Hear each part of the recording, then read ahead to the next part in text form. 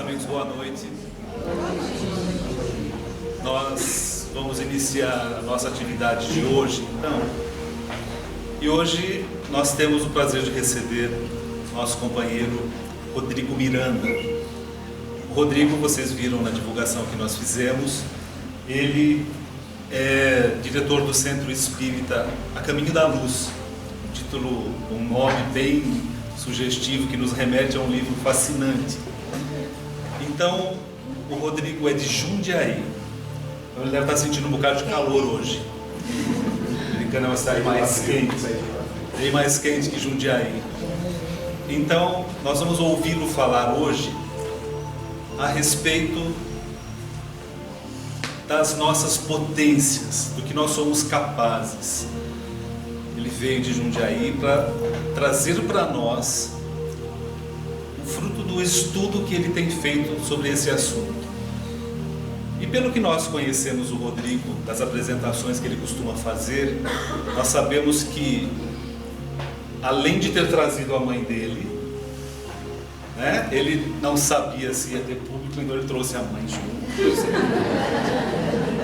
Pelo menos mais uma pessoa tem. Mas o público do Rodrigo, que o conhece, com certeza prestigia. Ele trouxe a mãe e trouxe também o coração. Ele estudou, se preparou e vai falar para nós hoje sobre esse tema. Nós vamos ter o privilégio de ouvi-lo. Então, nós vamos pedir ao nosso companheiro divino que faça a prece. Para fazer prece não pode ser ninguém que não seja certo? Então o divino vai fazer a prece para nós e logo em seguida o Rodrigo já tem a palavra e vai nos falar a respeito das nossas potências espirituais. Ok? Muito boa noite a todos.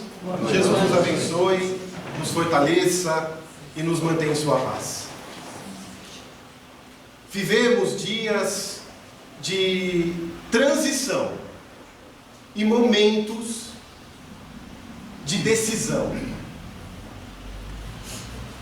Nunca o espírito humano na Terra esteve num momento de divisor de águas do ponto de vista espiritual como aquele em que nós vivenciamos.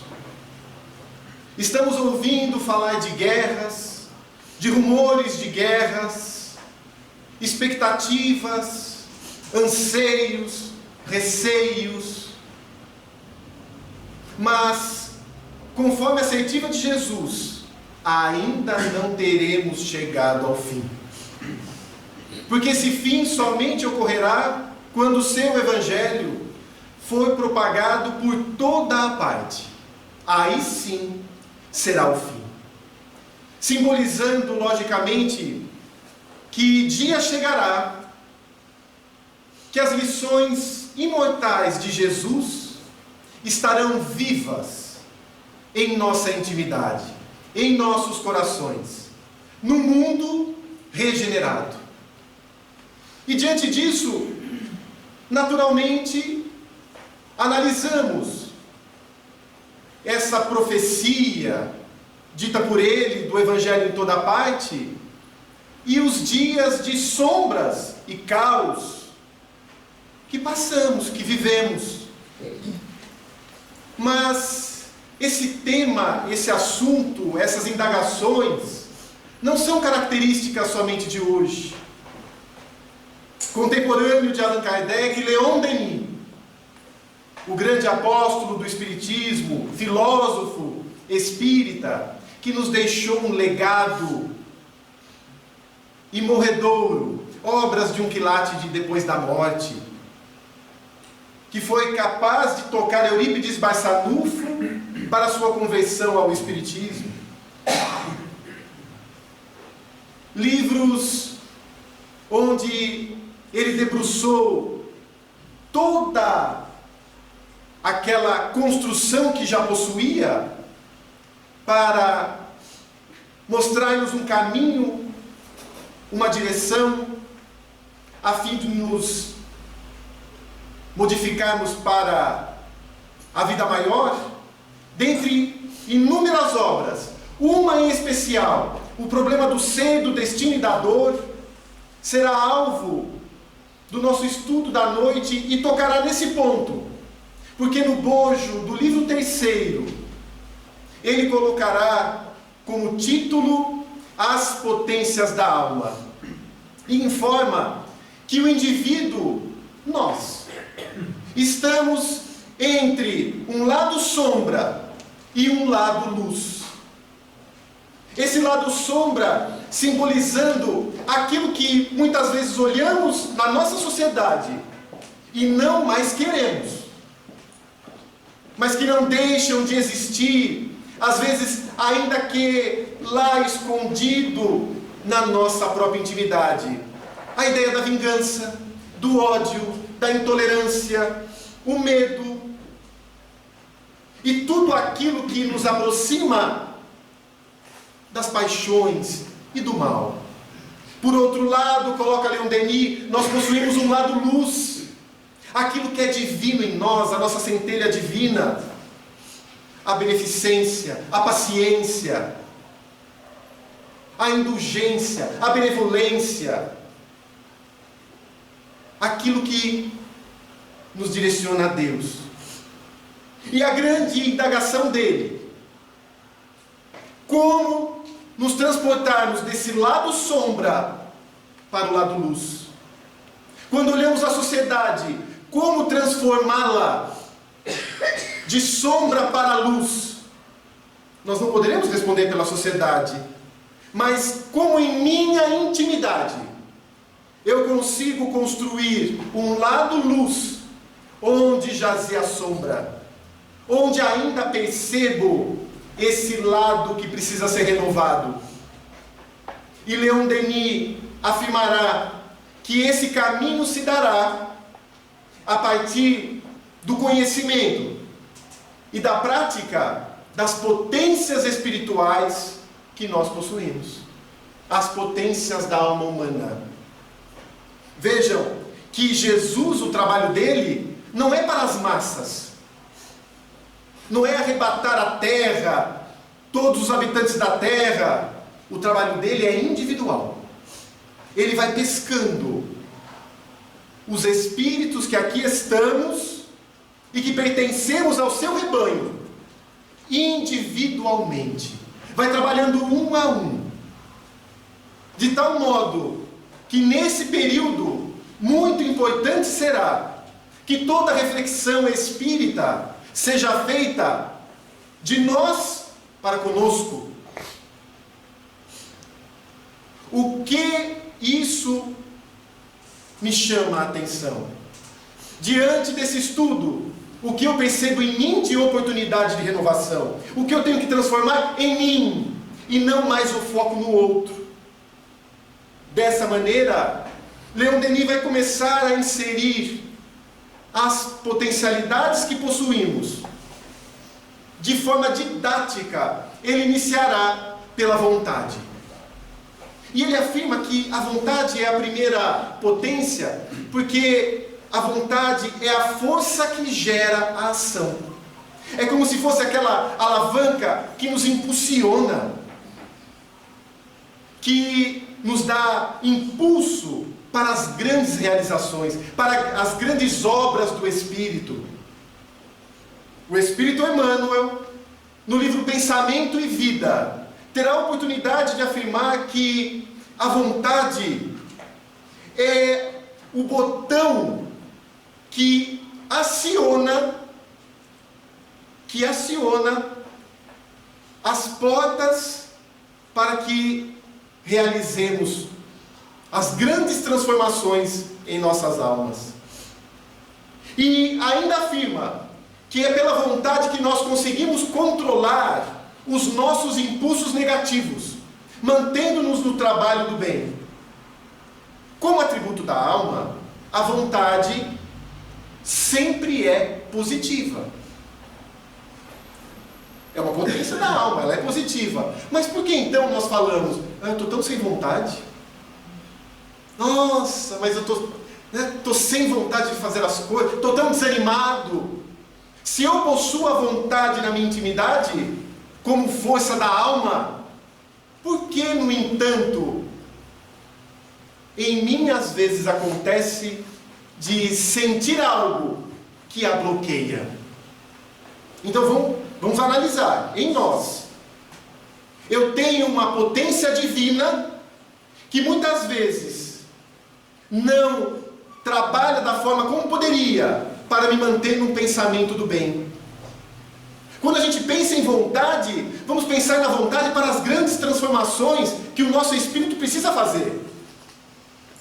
Quando olhamos a nossa existência, o nosso planejamento reencarnatório, quando percebemos que temos tantos potenciais para realizar, mas não consigo, acho tão difícil. Ora, mas se eu tenho essa potência, como ativá-la? E aí identificamos que várias vezes temos vibrações que acabam impedindo a ação dessa vontade. Eu quero fazer o bem. O homem velho, no entanto, segura essa possibilidade de avançar. Eu quero, mas não é uma determinação. Pode ser, como diria naquele desenho Chaves, quero sem querer. Eu quero, mas... E às vezes por empolgação a gente começa a fazer algo, mas é tão difícil de dar continuidade, a ponto de Joana de Ângeles afirmar para Divaldo Franco que um trabalho, do ponto de vista espiritual, só passa a ser considerado como concreto e não serviço da empolgação após 10 anos de fidelidade. 10 anos de fidelidade, os espíritos entendem que aquilo não é empolgação, porque a empolgação iniciante, ela vem. Começamos a conhecer as obras de Allan Kardec, a série André Luiz, Emmanuel, a gente vai estudando tudo, se acha mais espírita que Allan Kardec, às vezes fala, nossa, eu estou tão bem, e de repente, passa 6 meses, parece que enfraqueceu. Venho, hoje é o dia de vir a casa, espírita, mas eu já fiz a semana inteira, hoje tenho aquilo lá, a gente começa a encontrar compromisso. Chega na casa, ouve a necessidade de transformação, e comparamos aquilo que precisamos fazer, daquilo que somos, e às vezes até inconscientemente falamos, estou tão longe, está tão difícil, o que levaria o espírito Militão Pacheco, no livro O Espírito da Verdade, a afirmar que vivemos num binômio ao longo das existências. Decepção quando desencarnamos, expectativas quando reencarnamos. Chegamos aqui com esperanças, mas como temos sido constantes na inconstância, afirma ele, não fazemos aquilo que nos propusemos fazer e desencarnamos, e mais decepções. E não saímos dessa gangorra, só que agora é a hora do espírita mostrar para si mesmo a possibilidade de fazer, não mais um trabalho simplesmente de empolgação, e entender aquilo que faz com que ele fique preso no seu programa reencarnatório. Porque se temos condições, por que não fazemos? E aí vamos perceber que na nossa intimidade há ainda muitos pontos vulneráveis. Não estamos aqui como um quadro em branco vazio, mas somos o resultado de inúmeras existências, e Gabriel Delany terá a oportunidade de afirmar que cada existência que tivemos, da mesma forma que quando cortamos um carvalho, uma árvore, ficam as camadas concêntricas indicando a idade daquela árvore, cada existência nossa vai arquivando em forma fluídica de vibração as nossas ações. E aí, aquela vibração que nós tínhamos da procrastinação, de adiar, ela ainda fala alto, e a gente começa empenhado, mas eu não tenho ainda uma vibração que sustente aquele meu empreendimento.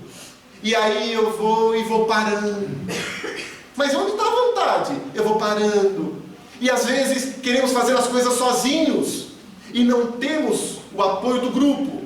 E vamos sozinho, e vamos parando, mostrando que muitas vezes é importante estarmos em conjunto para uma ação do bem, onde vamos ganhar em sustentação, em força, em ânimo, para caminharmos juntos dentro de um trabalho em comum, mas que gerará um progresso para todos.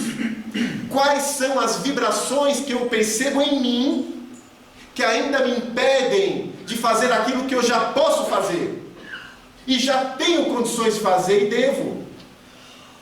Quantas vezes já percebemos que não precisamos mais ter determinados vícios?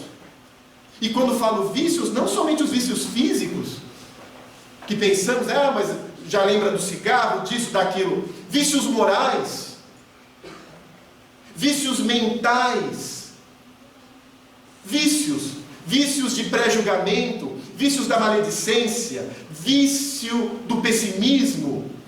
E a gente percebe, poxa, mas eu já tenho tanto conhecimento, mas será que compreendi o papel dessa espiritualidade na minha vida?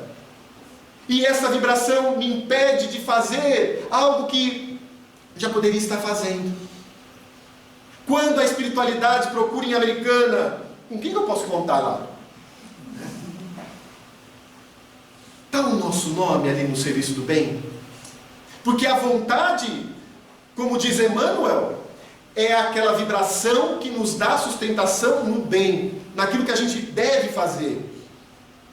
E curiosamente, Emmanuel, em outra passagem, dirá o seguinte: deveremos começar a nos alimentar das vibrações da resistência ao mal. Ora, ainda nos alimentamos das energias do vício. Olha, aquele vício falando alto. Ainda gostamos daquilo. Olha, eu não gosto de fazer fofoca, mas quando eu faço, dá uma satisfação. Fica com a língua presa, a gente fica segurando. Não devo. Mas quando fala, parece que soltou. Alivia, mas é engano. Ele diz o seguinte: comece a se alimentar a língua presa. Está preso, não falei. E todo mundo já foi embora, não dá para fofocar mais. Esse língua presa, a gente tem que começar a transformar de que forma? Que vitória que eu tive? Consegui. Poderia ter falado mal dessa, daquela. Não falei. Sou vitorioso naquilo. E essa vibração que eu tinha da maledicência é como se eu tivesse drenado um pouco. Além disso, obviamente, o trabalho no bem vai dar essa sustentação para que a gente continue. E não poderemos esquecer do apoio dos nossos amigos espirituais, do nosso mentor espiritual que conhece o nosso planejamento reencarnatório e que já tem a virtude que nós não temos. Concordam? O nosso mentor espiritual tem que ter as virtudes que nós não possuímos, para ser nosso mentor, um espírito mais elevado. Já nos lembramos de acioná-lo quando estamos fracos, para sermos fortes? É como se ele emprestasse a sua vibração salutar, para que naquele momento a gente tivesse a resistência, sentisse a oportunidade da vitória, nos alimentássemos com isso, para que dessemos continuidade a partir dali com os nossos próprios passos. Como é importante ter em mente essa questão da vontade. No trabalho do bem, os primeiros passos às vezes vão ser difíceis. Uma vez uma pessoa perguntou, no meio de uma reunião lá na nossa casa espírita, eu não sei se eu fiz o bem. Por quê? Porque eu fiquei cansado depois. Foi o bem cansa. O bem cansa. Porque às vezes a gente acha, eu fui fazer o bem, estou ótimo. Intimamente a gente fica ótimo, mas o corpo pode ficar cansado. Chico tinha uma rotina, ainda que com as dificuldades orgânicas que ele possuía, uma rotina enorme de trabalho. Certa vez Divaldo ficou com ele o dia todo, na sexta, no sábado e no domingo, e ele fala, tem que ter muita saúde para acompanhar a doença do Chico. Porque doente, com labirintite, com pressão baixa, ele não conseguia parar de trabalhar. E para acompanhar aquilo não era fácil. Mas por dentro o quê? Que paz interior. Então essa sustentação do trabalho do bem No começo vai ser difícil se a gente não está acostumado. E às vezes a gente faz por obrigação. Depois faz porque vai entrando o quê? Acostumei com aquilo. Até o momento em que começa a fazer por amor. Até no trabalho do bem nós temos que refletir. O bem que eu faço me abastece? Se eu faço o bem procurando um tormento meu, ele não vai me abastecer. Ele não vai abastecer a minha vontade. Qual é o bem que me abastece? Eu estou fazendo o bem com tormento? O que é fazer o bem com tormento? Qual é o meu tormento? É um dos itens do Evangelho segundo o Espiritismo, tormentos voluntários, se não me engano, no 3º parágrafo, vai ser analisado o quê? Os tormentos que nós carregamos, às vezes parecer aquilo que não é, sentir inveja daquilo que não possuímos e os outros sim, não contentarmos com aquilo que possuímos. E eu posso fazer o bem com o tormento. Eu faço o bem para aparecer para os outros. Mas todo mundo da casa espírita vai, eu não vou. Tem que ir. E aí a gente vai e não se abastece. E eu quero fazer a caridade para que os outros vejam. Eu quero estar ali junto e eu não estou me abastecendo. Vou contar para vocês uma experiência própria. Eu fui num lar de idosos em Jundiaí, há um tempo atrás, e a minha intenção o que era? Porque eu vi que o Chico, certa vez em Goiânia, ele chegou na frente de um lar e foi recepcionado pelo benfeitor do lar, Francisco de Assis. E Francisco falou para ele: Chico, hoje vamos visitar todos os enfermos e abraçaria a todos com você. E o Chico chorava, e eu lembrando disso, falei assim: hoje eu vou visitar todos os senhores desse lar. Todos. E eu fui, entrei rapidinho, porque eu estava olhando no relógio, falei, se não for rápido não vai dar tempo. Fui, falei oi e tal, entrei no segundo quarto. Uma senhora que era cega, e o marido dela que era surdo. Então, cego e surdo. O casal. E eu sentei, e eu comecei a falar com ela, só que ela não ouvia direito. Então eu falava mais, ela pedia para eu repetir. E eu ficava repetindo, e ela falava comigo. E ele falava também alguma coisa. Ele não ouvia direito. Ela não via. E aí o que ele falava, ela não concordava. Ele falava da cunhada. E eu comecei a olhar e falei assim: não vai dar tempo de eu visitar todo mundo. E eu tentei encurtar o assunto. E uma hora eu fui levantar, ela falou: não, meu rato, fica aqui. E eu fiquei ali mais um pouco até eu tive um insight. Qual o seu objetivo de vir aqui hoje? Qual é o objetivo? O que a sua vinda aqui está mexendo no seu sentimento? Você pode passar por todos os quartos e ir embora e achar que concluiu algo. O que você vai ter alterado? Agora, olha onde você está. O que isso pode alterar na sua intimidade que você ainda não mexeu? E aí, na hora eu percebi a falta de piedade que eu estava tendo, a impaciência. Quantas coisas que eu poderia estar aprendendo ali com aquele casal naquele momento. E aí deixei. E foram mais de uma hora e eu não visitei mais ninguém, mas saí preenchido, abastecido. O bem que eu posso fazer sem o tormento, esse bem me abastece. E vem de encontro com a necessidade de cada um. Aquilo que eu faço pode não ser o que o outro precise, que é diferente do que ela precisa. Mas essa ação, esse trabalho, vai me dar sustentação. Sem exigir da casa espírita, do outro, não estou tendo oportunidades, não consigo fazer o bem por causa dele, dela. Não podemos ficar nessa onda, porque a gente vai desencarnar, e como a gente vai justificar isso? Olha, eu não fiz o bem, mas também não me deixaram fazer o bem. Não deixaram.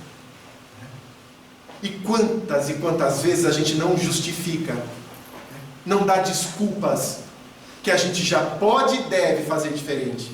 Então, como está a minha vontade? O que me falta? Às vezes esse primeiro passo. Analisar intimamente o que eu preciso. E o que eu preciso então? Como que eu descubro o que eu preciso? Daí eu tenho que analisar a minha intimidade.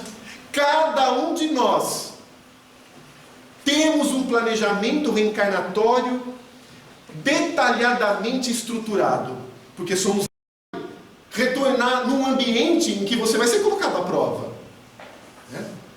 Se você retornar numa casa em que tudo que você fale as pessoas concordem, você vai trabalhar paciência? Vai ser difícil. Então vamos colocar você e a sua atração, as suas vibrações vão aproximar situações também com pessoas que vão testar a sua paciência, para que você consiga exercitar. Como você não tolera muito, fica impaciente e grita, esbraveja, vamos, por exemplo, te colocar numa condição onde você não vai ter essa oportunidade, onde você vai ter que acatar. E aí às vezes a gente vê no campo profissional isso, né? E a gente fica quieto porque se fala algo, perde o emprego. Ou chega, vem um pai exigente. Por que alguém tem um pai exigente? Porque o meu pai é exigente.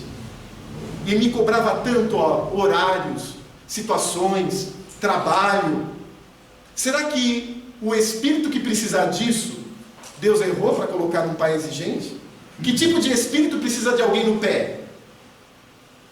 Um espírito irresponsável, talvez? Um espírito que ainda não tem essa pegada, essa fibra, e fica ali. Opa, mas então, eu que achava que a minha vida seria tão melhor se não tivesse essa pessoa, começo a perceber que essa pessoa é a pedra de toque na minha existência. É através dela que eu vou poder melhorar em muito. Embora não seja o tema de hoje, me recordo de Joana de Cusa, livro Boas Novas, já leram?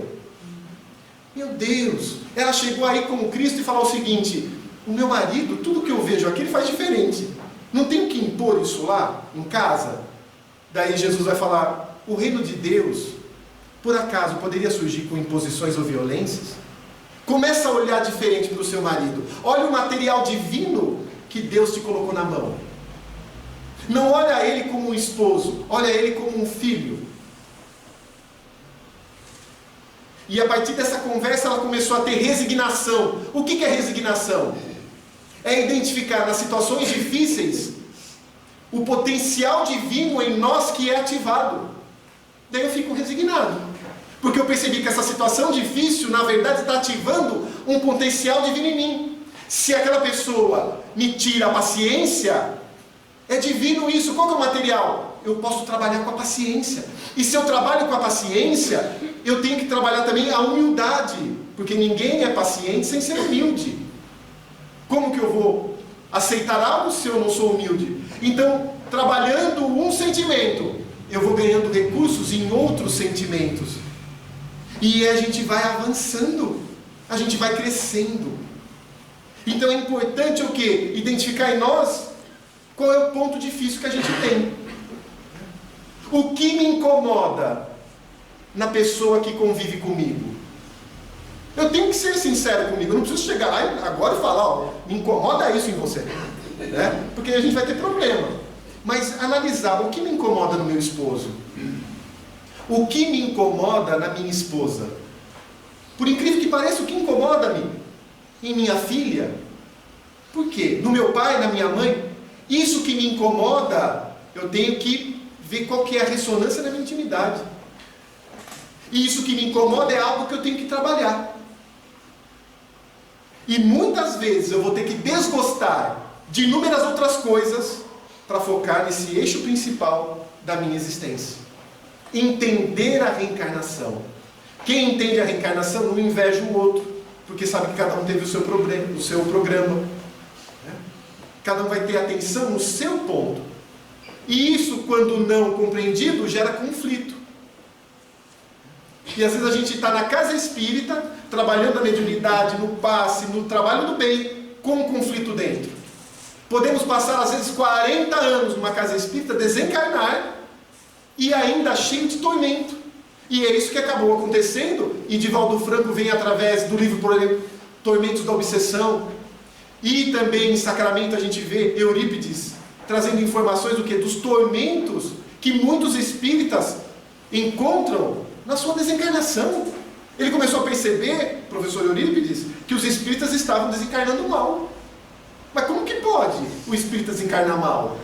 Conhecendo o que conhece, sabendo o que sabe, é porque temos informação, mas não entronizamos essa informação. Falamos para os outros, e são coisas que a gente já sabe decor, né? Sabe decor. Se pegarmos o Evangelho, a gente não sabe ali, amai o próximo como a si mesmo. Perdoarás não 7 vezes, mas 70 vezes. A gente sabe o código divino, só que temos inúmeras dificuldades de colocar em prática. E aí ficamos de aparência. E aí o grande perigo. As ilusões. Às vezes estamos muito fortes em ilusão. Então, esse processo da vontade, ele vai puxando o quê? O gancho das nossas decisões. O que eu estou fazendo da minha vida? Quais as minhas escolhas? Como estou trabalhando o meu livre-arbítrio, que é uma potência da alma, o livre-arbítrio. Eu tenho possibilidade de escolher o que eu quiser da minha vida. Só que a minha escolha, eu faço essa escolha com Deus. Vamos lembrar de Jesus? Senhor, seja feita a vossa vontade, não a minha. E às vezes a gente fala o seguinte, eu já fiz esse teste, esse trabalho. A minha vontade é essa. A minha vontade é essa. Jesus, o que eu devo fazer? Ele responde.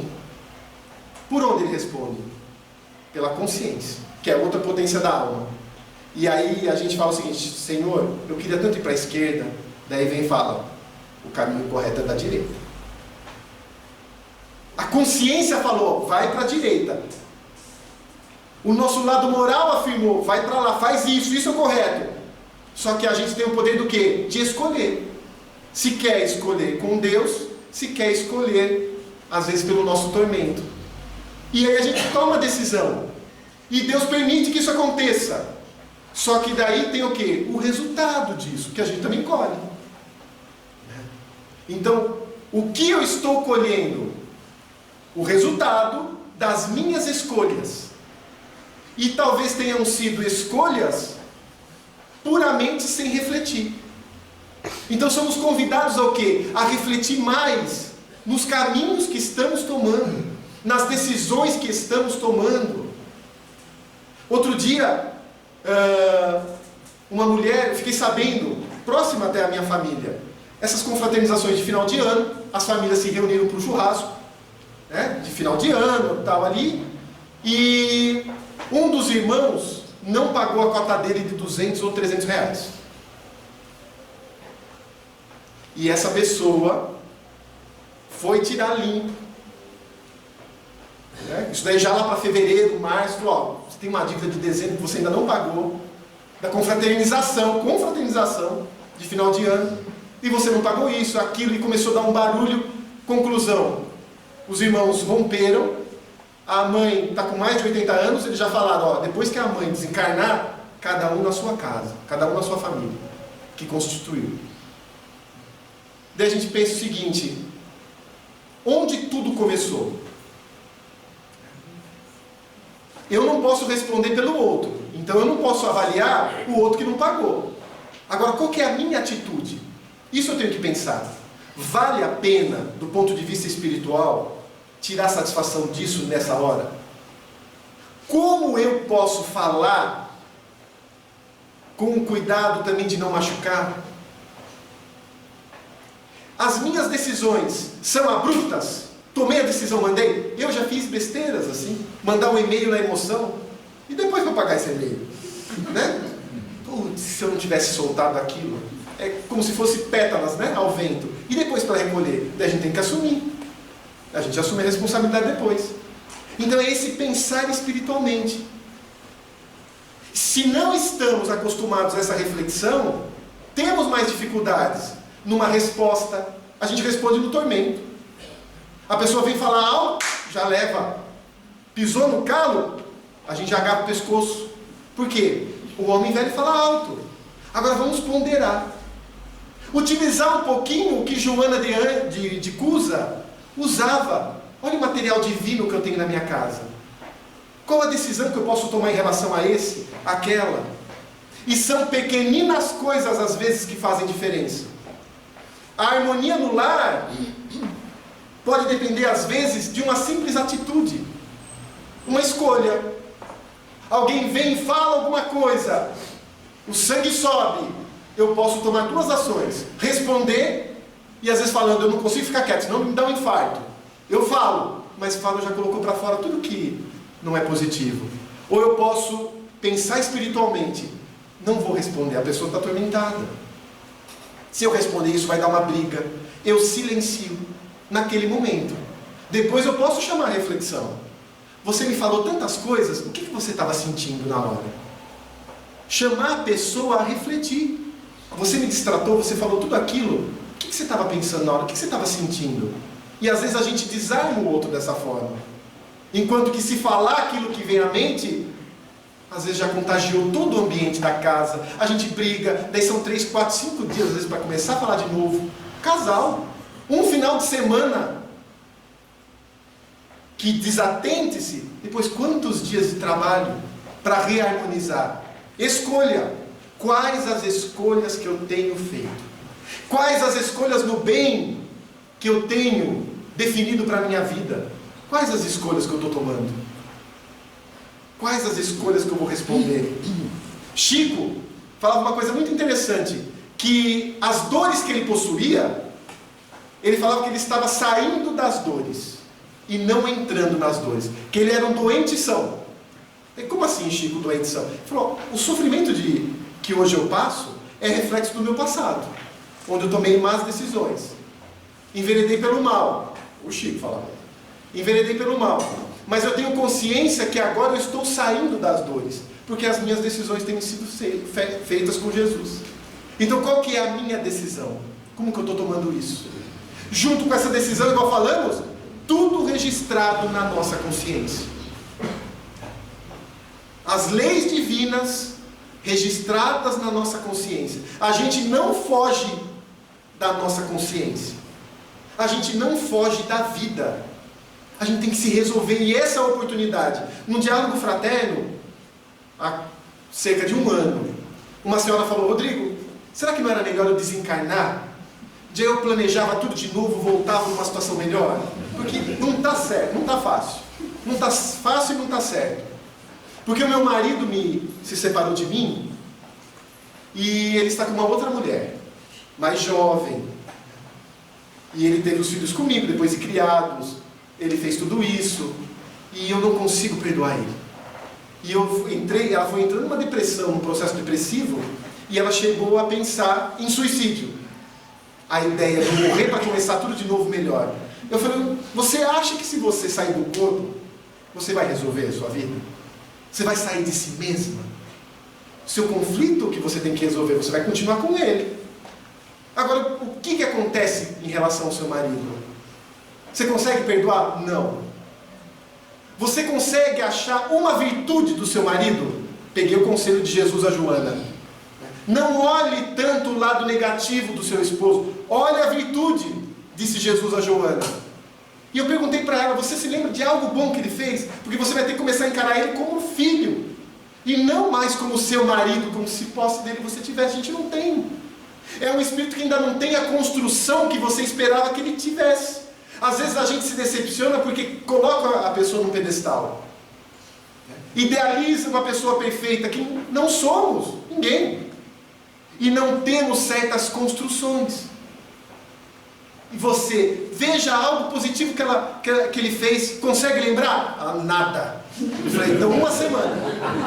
Na semana que vem a gente volta a conversar, pensa ao longo dessa semana. E na semana seguinte ela voltou, ela falou, encontrei algumas coisas boas que ele fez. Isso melhorou? Eu falei, eu lembrei desse lado bom. Não foca na traição, no que aconteceu. Vê o lado positivo agora. Vamos tentar trabalhar o que você está sentindo. E ela começou a fazer esse exercício, começou a fazer esse trabalho, muito calmo. As pessoas não se transformam num tocar de dedos. E aí aos pouquinhos, ela foi recuperando a autoestima e fez chapinha no cabelo, né? Tá lá bonita e avançando. A expectativa que a gente faz dos outros. Agora, de nós, a gente não vai se livrar. E essa consciência a gente vai levar a todos os lugares. Leon Denis chega a afirmar o seguinte: nós temos o sensório, o instinto, a sensação falando alto. Avançado um tanto mais, chegamos na consciência intelectual, que faz com que tenhamos os avanços nos campos da profissão, da arte, das construções. Avançado um tanto mais, a consciência espiritual, a consciência moral. E eu fico pensando nessa. É aquela que faz com que antes de um passo a gente pense o seguinte: qual o reflexo para o meu espírito? Isso que eu vou fazer, isso que eu estou pensando, isso que eu estou falando, eu estou gravando na minha consciência divina ou no meu perispírito em forma de uma vibração que eu vou ter que dar conta lá na frente? Porque eu preciso de uma veste nupcial para entrar no banquete, não preciso? Essa vibração que eu estou colocando em mim vai deixar minha veste branca, alva?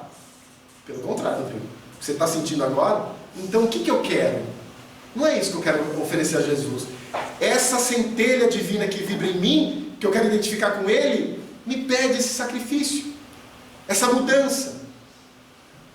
E aí, voltando lá na vontade, a gente dá aquele passo e começa a se manter nessa força.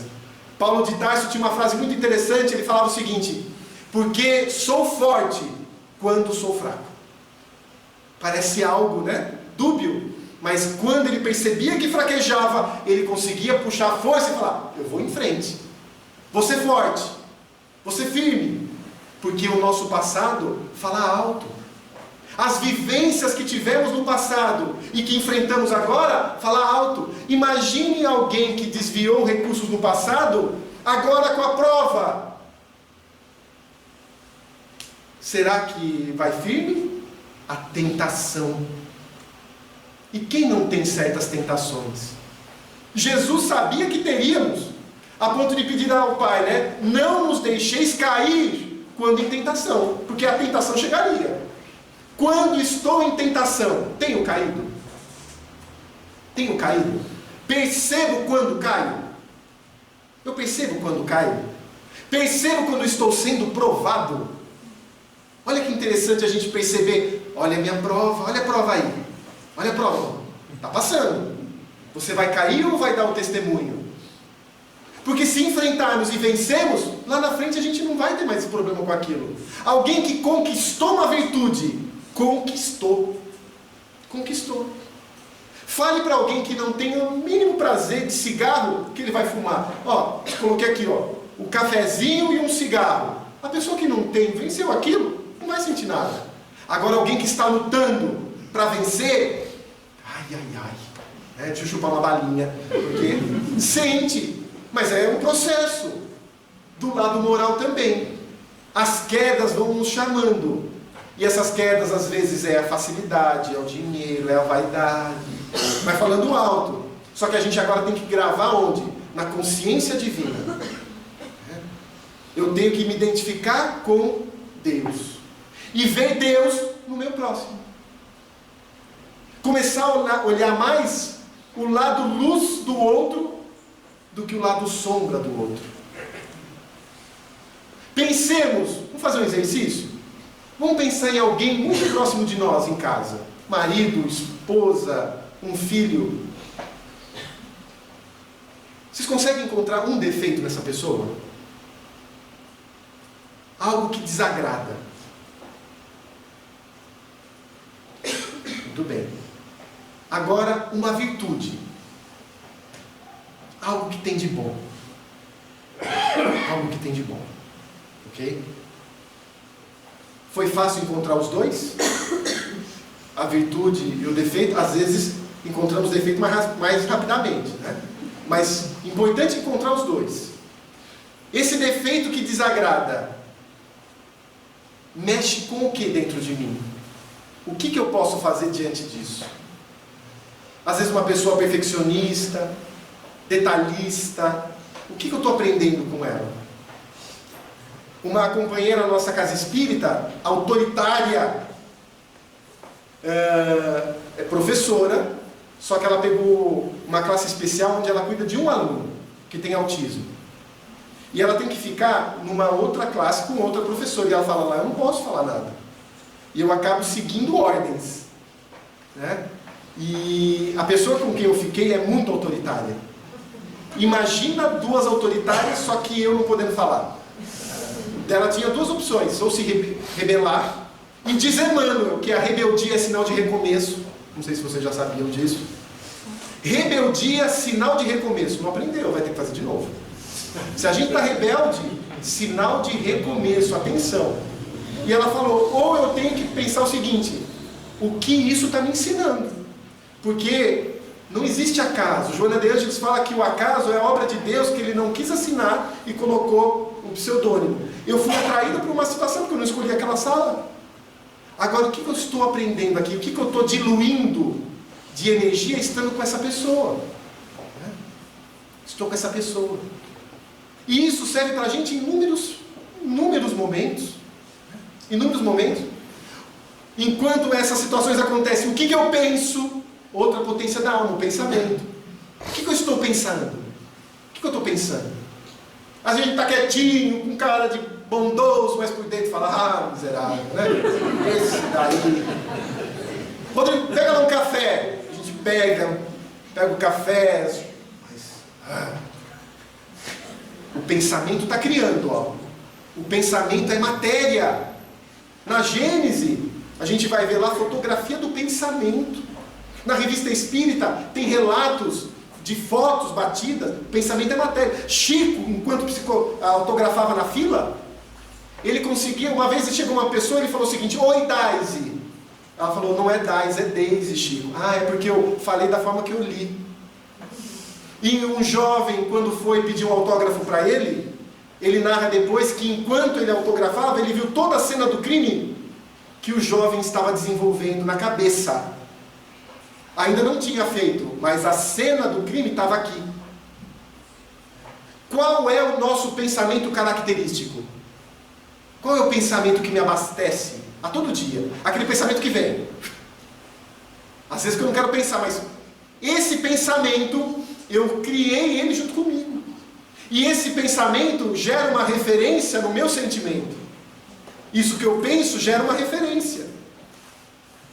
Qual é esse pensamento característico que cria uma referência em mim, em termos de vibração? Esse pensamento eu tenho que ver se é positivo ou negativo. É uma onda eletromagnética que eu emiti que já não pertence a mim. Está por aí, ó. Viaja o cosmos. Só que vai criando também sintonia. Esse pensamento tem cor, tem forma, tem cheiro, tem odor. Esse pensamento, rompendo o fluido cósmico universal, é que produz essas vibrações. E Leon Denis fala que também sentimentos são ondas. Esse pensar e esse sentir, ao romper o fluido cósmico, pode produzir luz, odor. Quando vem um espírito iluminado, olha que espírito bom que chegou, né? Espírito do bem, é a vibração dele. André Luiz tem a oportunidade de afirmar no livro Evolução em Dois Mundos que os espíritos superiores vibram em ondas super ultra curtas de alta frequência. E essa vibração tão intensa no fluido cósmico vai produzindo luz. Enquanto que os espíritos inferiores vibram em ondas longas, de baixa frequência, produzindo maus cheiros, nauseantes. Por isso associar o capeta ao enxofre. Ai, que cheiro, demônio. Não é. A vibração perispiritual daquele que ainda possui esse tipo de vibração, pensamento e sentimento. Então qual que é o pensamento que me abastece? O meu campo fluídico é a minha digital espiritual. Cada um aqui tem a sua atmosfera espiritual, capítulo 14 da Gênese, que é, alguns falam aura, atmosfera espiritual. Cada um tem a sua característica. E essas vibrações, de acordo com o que eu penso, o que eu sinto, vai me trazendo saúde, vai me trazendo doença. Alguém que pensa em enfermidade, naturalmente está o quê? Se envolvendo em fluidos enfermos. E o corpo, como um mata-borrão, acaba por sugar essas energias enfermas, como uma caneta tinteiro, que vai absorver aquilo que tem em excesso ali no processo. E aí essas vibrações vão acabando por somatizar e manifesta a doença no corpo. Quantas dores de estômago pelo pensamento da vingança, da incompreensão. Diz um amigo nosso, médico homeopata em Jundiaí, na verdade ele de Sorocaba, Dr. Iô, quantas dores nas articulações e nos joelhos por falta de humildade e não conseguir dobrá-los. Quantas dores não passamos, reflexo daquilo que pensamos e sentimos. Então o que eu procuro durante o dia? Quando eu abro o jornal, quando eu vejo um filme, quando eu leio uma revista, quando eu ouço um rádio, quando eu vou no dedinho no Facebook e baixo ali, vem um monte de informação. Quais as páginas eu curto? O que eu falo? Tudo isso vai me deixar numa atmosfera específica de saúde espiritual ou não. Daí a importância de nos atentarmos a esses potenciais. A gente está passando vários conceitos rápidos, mas é tudo tão mais simples, né? Se a gente pensar, poxa, o que Jesus espera de mim? Tantas coisas são importantes. Ter a vontade de agir para se reformar, fazer as escolhas com Deus, seguir o próprio planejamento reencarnatório, ter consciência espiritual das situações, vencer conflitos, entender os tormentos, entender os relacionamentos, pensar e ter um pensamento característico que me abasteça e não que me prejudique, mudar as ondas mentais. E para dar sustentação nisso tudo, Leon Denis fala do quê? Amor. O amor, ele consegue dar sustentação para que não seja um trabalho de entusiasmo. Comece e para. Comece e para. O amor, Eurípides Barçanufo, ele não fala trabalho de caridade. Numa oportunidade ele vai falar, trabalha no bem. Se a gente pensar em caridade, amor é o sentimento por excelência. Vamos chegar lá um dia. Agora o trabalho no bem já vai começar a me condicionar o pensamento para as coisas no bem que eu posso fazer.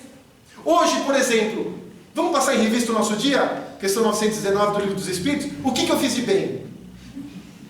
Eu fiz alguma atitude, tive uma atitude que falei o seguinte, olha, hoje, isso daqui foi algo bom que eu fiz. Isso foi bom. Tenho isso. Fiquei sabendo de um caso, no tempo em que não existia Sem Parar, que tinha uma pessoa que ia para São Paulo, ela tinha o hábito, de vez em quando, de parar no pedágio e pagar para o carro de trás. Não é coisa de doido. Ela pagava o dela e pagava para o carro de trás e falava o seguinte para a pessoa que trabalhava lá: avise que o dele já está ok, já está pago por mim. E passava. Daí perguntaram para ela, mas por que você faz isso? Eu faço isso porque quando a pessoa parar para pagar e receber a informação que o da frente já pagou por ela, ela deve ter uma gratidão, deve ficar tão feliz naquele momento, e eu acho isso positivo, uma oportunidade que eu tenho. E eu pensei nisso e eu falei o seguinte, então eu vou fazer algo diferente, já que o meu é sem parar, não dá para eu pagar por carro de trás. Eu estava no supermercado e falei o seguinte, eu estava ali com o meu carrinho, abastecido, chegou uma pessoa com as coisas na mão, eu falei, vou deixar ele passar na frente, ele pode passar. E a pessoa ficou feliz. Daí chegou uma outra também, e eu falei, poxa, ajudei o da frente, não vou ajudar esse. Ele pode passar. Eu fiquei mais um pouco para trás. Eu fiquei ali já meio preocupado. Olhei, não é que veio outro rapaz? Veio um jovem, só que ele estava com bebida alcoólica ali. Eu falei, não, agora ele vai me esperar. Percebi que tinha limites muito curtos o meu. Mas eu achei muito interessante isso, detalhe. Ação no bem que às vezes é pequenina. Dar um bom dia querendo dar bom dia é diferente de dar bom dia. Eu, às vezes, dou bom dia por dar bom dia. Não vibro. Então, aquele bom dia sai, bom dia. Sair de casa com a intenção de dar bom dia, querendo dar bom dia. Às vezes é difícil. Porque você tem que realmente querer que a pessoa tenha um bom dia. Então, você fala assim, eu quero que ela tenha um bom dia. Bom dia, minha senhora. Você vibra o bom dia. Uma ação no bem. Quais são as pequeninas ações no bem para que a gente chegue na caridade? Se a gente pensar em caridade no livro dos Espíritos, como que eles definem? Questão 886. Benevolência para com todos. Indulgência para com as falhas e imperfeições alheias. Ou perdão das ofensas. Como que eu consigo, de uma forma, colocar isso no meu dia a dia? Benevolência para com todos. Todos. Ser benevolente. As pequenas gentilezas. Ser benevolente às pequenas gentilezas. O que eu posso fazer com pequenas gentilezas? Ajudar esse, ajudar aquela. Uma palavra de ânimo. Uma ação de carinho. Às vezes a gente está vendo a esposa lá com a louça. Faz de conta que não está vendo, né? Mas está ali. Não é uma atitude de benevolência chegar, deixa por mim hoje. E a gente vai. E na hora que faz isso, espera a recompensa. Uma vez eu limpei a louça, ela não está aqui, eu vou falar, e eu fiquei só esperando ela me agradecer. E não agradeceu. Eu falei o seguinte, nossa, mas olha como que eu deixei aqui. Daí eu pensei, mas quantas vezes ela não fez e eu não agradeci? Então é algo que eu tenho que mudar. Quantas vezes o outro fez e eu não agradeci? E era um pequeno ato. Até nisso a gente tem que pensar. Eu estou fazendo para receber elogio? Tem que fazer uma ação bem para ajudar. Pequenas gentilezas ao longo do meu dia. Indulgência para com as falhas alheias, imperfeições alheias. Indulgência, interno. Indulgência vem de dulcere, dulçor. Dulçor interno. Ser indulgente é ter esse dulçor interno que vê o bem que atenua o mal. Consigo enxergar o bem que atenua o mal na atitude do outro? Consigo fazer isso, virar e olhar pelo ângulo dele? Às vezes a gente esbraveja porque olha o nosso ângulo, só que é um ponto de vista diferente. Como que eu posso passar por cima dos pequenos contratempos do meu dia?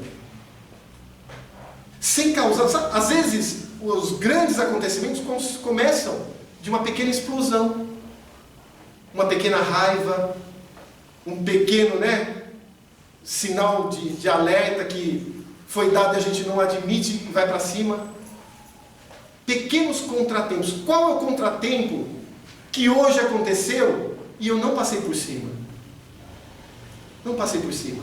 Às vezes alguma coisa que alguém falou e eu estou remoendo até agora. Não consegui passar por cima do que ela disse. Mas eu fiz esse exercício. Por que ela falou isso? Será que ela está com algum problema? Será que ele perdeu o emprego, está com alguma dificuldade no lar? Ou em último caso, pode ter acontecido o quê? De repente ele não tem a construção que eu imagino que ele tenha. E é difícil.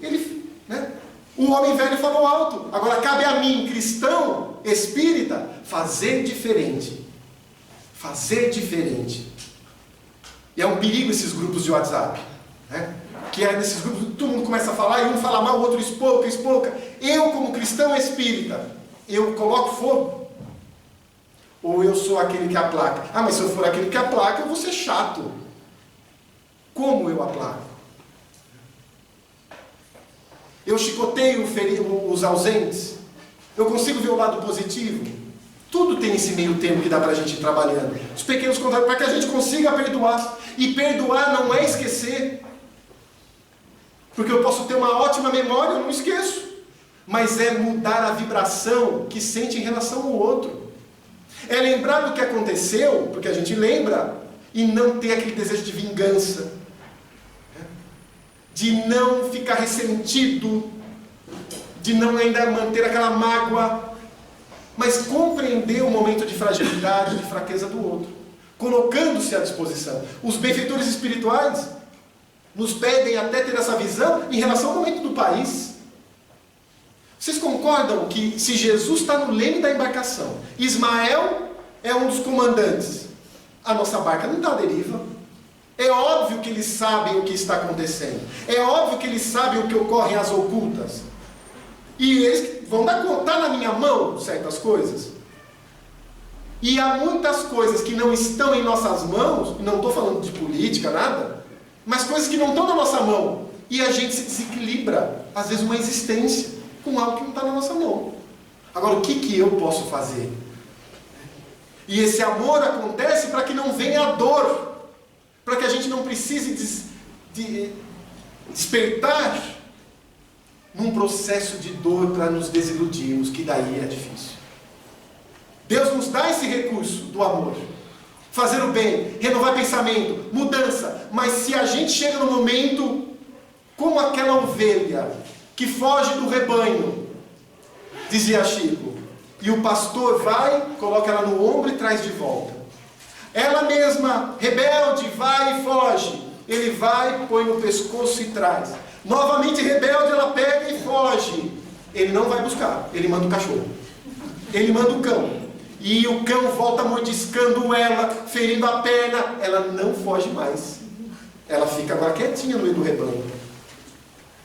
Isso pode acontecer com a gente, se a gente não aproveitar. E às vezes acontece e a gente continua querendo voltar. O processo da dor, que desilude muito, muda pensamento, faz a gente refletir um monte de coisa. Tive um processo na minha família, há um ano atrás, onde o médico chegou e falou o seguinte: você terá o seu familiar, se for o que eu imagino, no máximo até dezembro. Era julho. Não conte mais com esse ser querido. Eu vou fazer a cirurgia, a gente vai ver como que está. Dependendo de como for, a gente fecha e a expectativa para chegar até o dia da cirurgia para saber. E esse processo de dor, o que aconteceu? E é com a minha mãe, vou falar que está aqui junto. Né? E foi um processo muito difícil, porque nesse período eu fui pesquisar em Google da vida. E o Google sabe tudo aquilo que ele não quer que ele saiba. E a gente olha e fala, não, é isso. Só pode ser esse quadro. Bate tudo. E aquela expectativa, e a gente queria o quê? Que acabasse logo. Só que a dor ensina o quê? Não é no seu tempo. Calma, não é no seu tempo, não é de hoje para amanhã. Aguarda. E, naquele momento, o que será se acontecer algo mais difícil? Onde está a sua fé? Você que crê na imortalidade da alma. Você que trabalhou já a ideia do planejamento. Se acontecer o máximo a desencarnação, o que acontecerá com ela e vocês? E a gente fica pensativo. Até o dia da cirurgia. Ela para durar 2 horas, começou 1h, era 5, não tinha acabado ainda. Falei, deve ter alguma coisa. Eu fui subir, fui para o andar, enquanto estava indo, o médico vinha voltando. Falei, ai. E ele já levantou o braço. Só notícia boa. Falei, não era aquilo que a gente imaginou. É porque quando ela teve a cirurgia da cesárea, acabou fixando a parede e foi só soltar. Graças a Deus está tudo certo. E aí a gente fala, e depois começa a analisar. Foi o período em que mais a fé ficou ativa. E orava por Bezerra, por irmã Sheila, né? Não, irmã Sheila, ajuda minha mãe. E a gente fica tão assim apegado à espiritualidade nesses momentos de dificuldade. Lembro do caso agora de Maurício Tessi, se não me engano, Humberto de Campos. Quando vinha a dor, ele falava, eu tenho tantos projetos no bem, vou fazer isso, vou fazer aquilo. Passava a dor, obsessões no quarto, ele falava. Obsessões se aproximando, irritação gritante. Volta a dor. Ai, Senhor, mas se eu passar dessa. E eu percebi isso.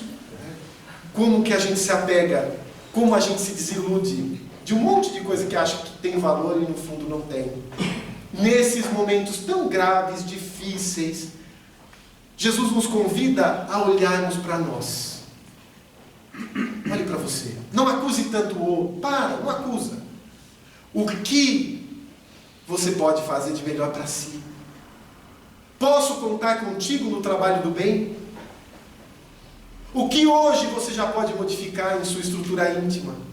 Vinde a mim, vós que estáis cansados, aflitos, eu vos aliviarei. Aliviar. Tomai sobre vós o meu fardo, recebei o meu jugo, aprendei comigo que sou manso e humilde de coração. Leve é meu fardo, suave é meu jugo, vinde a mim. Ouvireis falar de guerras e de rumores de guerras, mas ainda não terá chegado ao fim. E se levantará nação contra nação, povo contra povo, filho contra pai. E não será ainda ao fim. Mas quando o evangelho for pregado por toda parte, aí sim será o fim. A terra da regeneração que tanto a gente imagina, essa regeneração deve ter começo em nós. A paz que a gente tanto espera tem que ter início num processo de pacificação nosso. A serenidade, a harmonia que a gente olha lá fora e pede, deve ser um processo interno, reflexivo, profundo. Vamos pedir forças para os nossos amigos espirituais se nos sentimos impotentes. Nos apeguemos mais à prece. Sejamos mais gratos. A oportunidade de estarmos hoje na Terra. Não sabemos as dificuldades que passamos para reencarnar. Mas reencarnados que estamos, como é importante aproveitar esses momentos.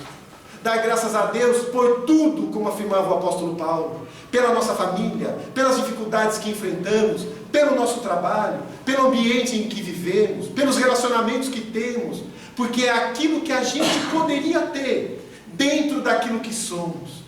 Vamos pedir misericórdia e não justiça, porque se pedimos justiça, quantas vezes os processos que somos devedores, se olhados pelos olhos da justiça, não teríamos possibilidade de estarmos de pé hoje, quiçá. Mas pela misericórdia do Senhor, temos a oportunidade até de conhecer, vivenciar a doutrina espírita.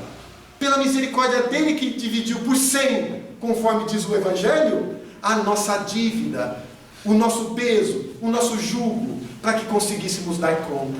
Então, diante dessa grandeza da vida, a gente só pode agradecer.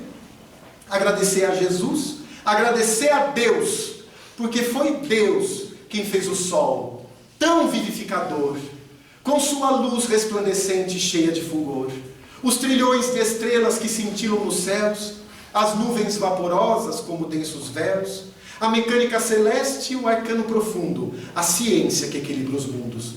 Foi Deus quem fez a energia, a possante energia que a tudo vivifica, e a excelente virtude que não se modifica. Ele fez a chuva, o vento, o raio, o trovão, a primavera, o outono, o inverno e o verão, o perfume das flores, os sons, a luz, o ar, os campos, as florestas, a terra, o céu e o mar. Fez o infravermelho e o ultravioleta, e fez da lagarta surgir a bela borboleta, o cantar do rouxinol, a pujança do sol, as feras bravas, os ternos passarinhos, a asa de um inseto e a beleza de um ninho. Deu agilidade incrível à pulga saltitante e o passo lerdo e tardo do elefante. Fez o colibri com linda sutileza, sugando o mel das flores com tal delicadeza, o tatu escavando a cova em que se abriga, e a faina inesgotável da minúscula formiga, o inquieto macaco, o fogoso corcel, e a abelha trabalhando na construção do mel. Fez o tubarão, o golfinho, a baleia, a engenhosa aranha tecendo a sua teia, o instinto de conservação, como bússola infalível de orientação, guiando com aceitos irracionais, sem nunca transgredir as regras naturais. Fez as maravilhas do reino vegetal, o leito onde repousa o reino mineral, os prodígios da animalidade, um elo mais acima, a nossa humanidade e tantos outros reinos que nós desconhecemos, sistemas imundos que nós nem percebemos, os seres tutelares arcangelicais imersos nos segredos dos planos siderais. Que maravilha é essa que eu não posso descrever, com todo o dramatismo que pudesse ter. Artista inimitável, sublime e ilimitado, me ponho de joelhos e contemplo abismado, e pergunto a mim mesmo, com estupefação, como Deus fez tudo isso com tanta perfeição? Formando e transformando, criando e dirigindo, governando e agindo, como Ele tem tanto poder? Pergunto a outras vozes, que me podeis dizer? Eu vos peço, queridos irmãos meus, por que tantas maravilhas vindas de Deus? E essas vozes me respondem com ardor: meu filho, é porque Deus é amor, é amor, é amor. Pela atenção, muito obrigado, até a próxima oportunidade.